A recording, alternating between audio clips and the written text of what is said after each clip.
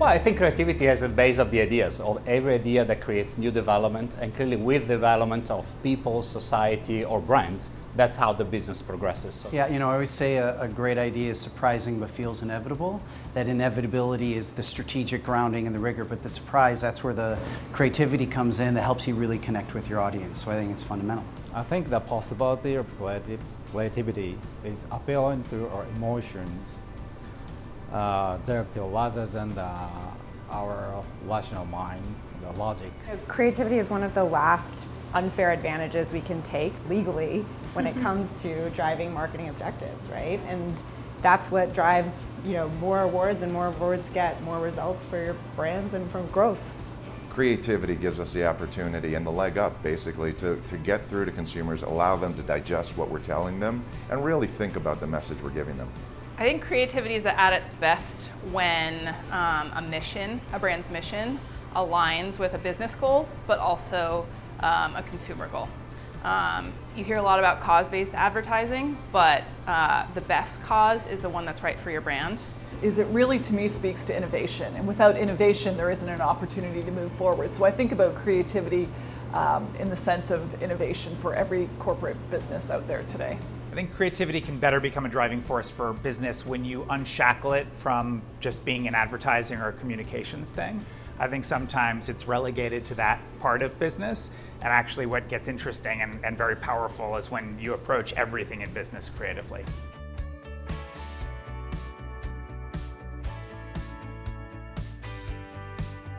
And the key is actually having the same fundamental view of the brand purpose, because if you really are aligned on the purpose, then it's so much easier to get the right strategy, and then the great work comes out.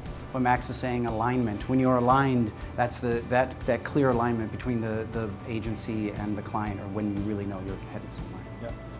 The one key thing that I think is integral to an agency brand relationship is focusing on that one objective. Focus on what needs to get done and really cut away the secondary factors like politics and awards and career. Just make good advertising and focus on what everyone's asking in the brief, and I think that's where the best work comes through and shines. 100% trust. And open honesty as well. And that really allows us very quickly to get to a place where we're on the same page with no holds barred. Trusting each other. But more than that, the showing the respect and values for the skills, experiences, and the creativity, and contributions of the group members is quite important. I definitely think trust. I think that's the biggest thing, and I think you build that. You build the foundation of trust through vulnerability and having those honest conversations, being able to kind of riff with each other, know what our shared goals and passions are, and really being able to be in this together. This sounds super cliche, but I really believe that it is about trust, because when you have trust, you have radical transparency, you have the ability to have those tough conversations, and it's like any great relationship in your life. Focus more on what you believe in and a lot less on the consequences of pursuing that belief. I think, bravery, I think, is being unafraid to do the right thing. I think a lot of times in life, as in business, it's actually hard to do the right thing, but if you know it's right and you can stick to it and push for it, to me that's bravery on a personal but also a professional level. For me, it's a couple ways. I think it's about doing things that scare me. It's about standing up for the things that I believe in, and then it's also about resiliency. So I think oftentimes we have challenges, even when we're fighting for a brave idea, and it's really about kind of overcoming those challenges to get better. I think it's embracing change. We have to understand that changes will definitely come, and it's inevitable. Rather than thinking negatively about the changes, choose to think about opportunities that change can bring to my life. I would say being true to who I am and being true to my convictions, whether it's convenient or not for everyone around me. Yeah, and on my side, I don't think I set myself out to be brave by definition. But clearly when you get to a moment in which you have to stand by your principles or the values you believe in, and this is true for people personally and for business, then it's a time you have to be brave. Probably sometimes you have to go beyond the level of comfort and just go into the bravery. I think this particular idea showed both. Yeah, indeed.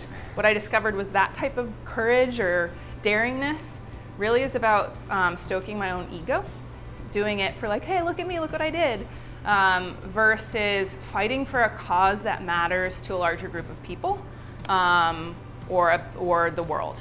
And so I think for me, what I've learned in thinking about bravery is to really try and be better in my personal life about committing to that type of bravery and really believing in something that matters beyond myself.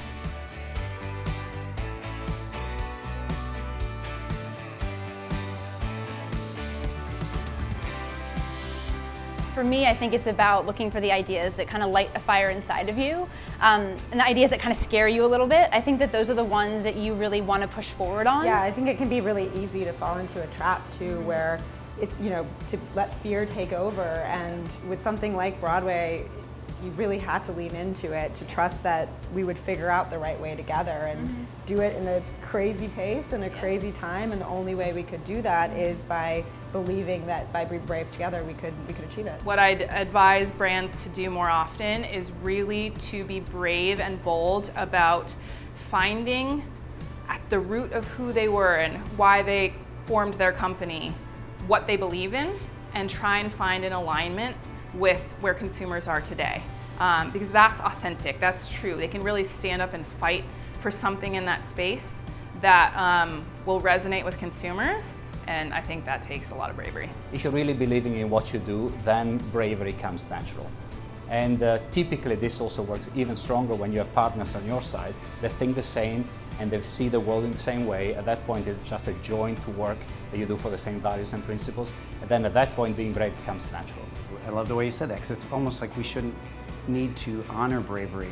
It should be part of who we are and how we're functioning as a team and how we're communicating with the world. I think it's similar to what Tom said, and you do it because it's the right thing to do. You believe in it as a brand, it's core to your DNA, it's core to your values and who you are as a company and how you want to represent yourself in the world. And so you make decisions because that's what you believe in, not because you're trying to be a brave brand. I think these days, a lot of times bravery takes perseverance.